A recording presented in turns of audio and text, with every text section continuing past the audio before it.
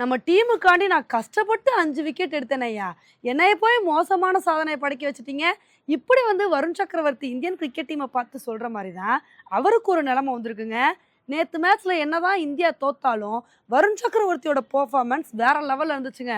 மனுஷன் 5 விக்கெட் எடுத்து அசத்துனாரு. இதனால தான் நேத்து இந்தியா மேட்ச்ல தோத்தாலும், அவருக்கு தான் ஆட்ட நாயகன் விருது கிடைச்சுச்சு. ஆனா என்னதான் இப்படி இவர் சாதனை படைச்சாலும், இது கூட இவர் மோசமான சாதனை படைச்சிருக்காரு. என்னன்னா, ஒரு பவுலரு ஒரே மேட்ச்ல 5, 5 விக்கெட் 2 தடவை எடுத்துமே கூட அந்த டீம் தோத்துருக்கு அப்படின்னா அது நம்ம இந்தியன் டீம் தாங்க. ஏன்னா இதுக்கு முன்னாடி சவுத் ஆப்பிரிக்காவுக்கு எதிரான மேட்ச்லயும் 5 விக்கெட் எடுத்து அந்த மேட்ச்ல நம்ம தோத்து போயிட்டோம். இது 2வது தடவை நடந்திருக்கு. இப்ப இதனால வருண் சக்கரவர்த்தி மோசமான சாதனை படைச்சிருக்காரு.